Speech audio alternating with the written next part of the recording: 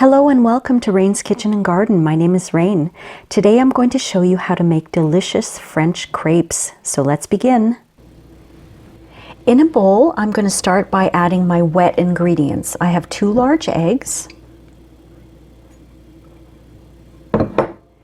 In this measuring cup, I have half a cup of water and half a cup of whole milk.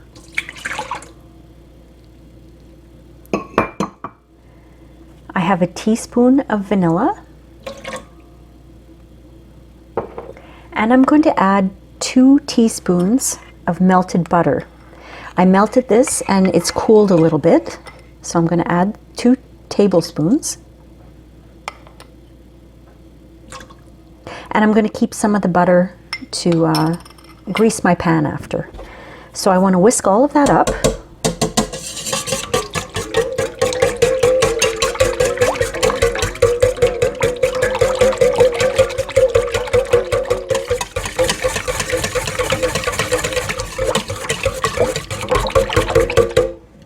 Okay, that's well whisked.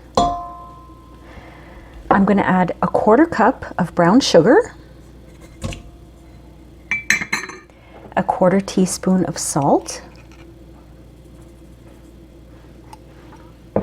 and start whisking all that up too.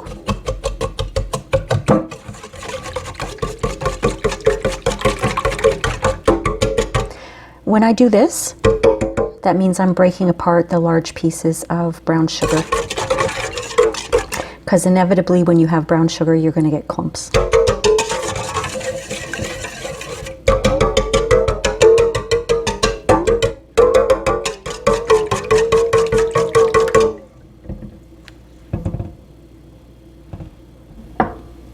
Now I've got my sifter here, and I have 1 cup of all-purpose flour that I'm going to sift into my batter.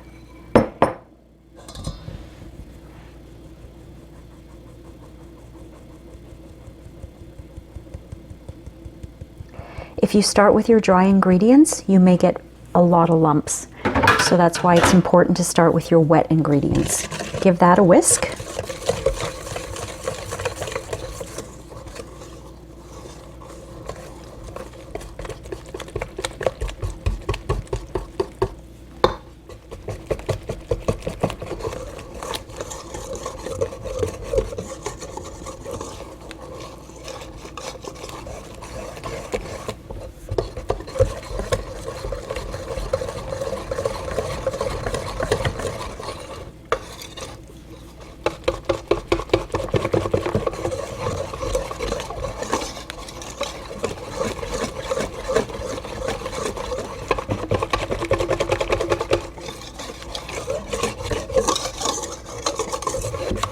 You want to whisk that till it's smooth. Now you might see, I don't know if you can see, what might look like little pieces.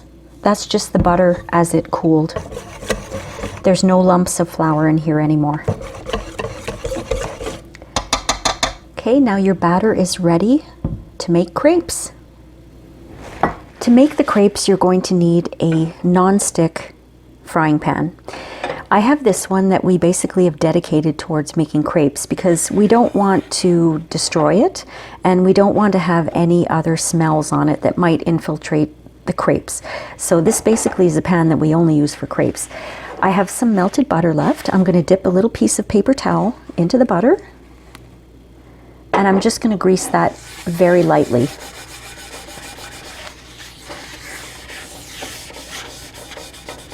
Non-stick doesn't always mean non-stick. So it's best to just give it a nice thin coating of, I use butter. It's unsalted butter. That way for sure your crepes will not stick to the pan.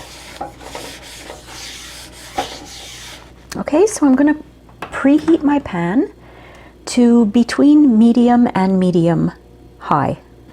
Once your pan is nice and hot, ladle in about 1/4 cup of the batter into your pan, and you want to move pretty quickly. Take your pan and turn it around like this. You want a really thin layer of batter. Okay, and then you put it right back on the burner and wait for some bubbles to start showing up on top. It's a very quick process, and you might be able to see around the edges of the crepe that it'll start to brown as well. So let's just wait. I want you to see in real time how quick this is.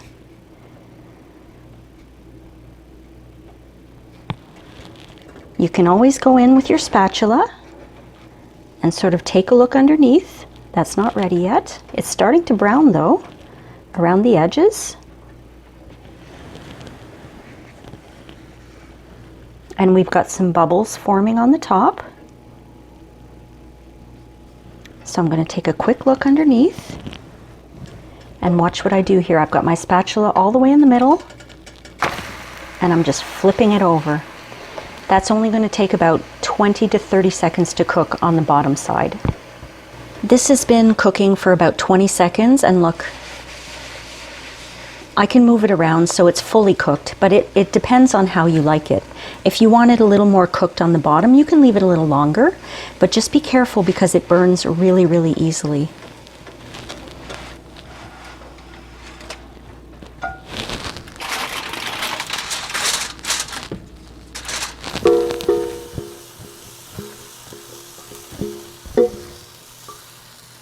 And I have to quickly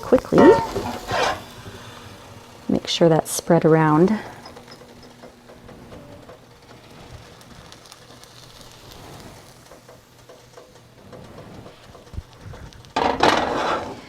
Don't be intimidated by this process. It's quite easy, and the more you practice, the easier it gets. Now, this recipe makes 6 crepes.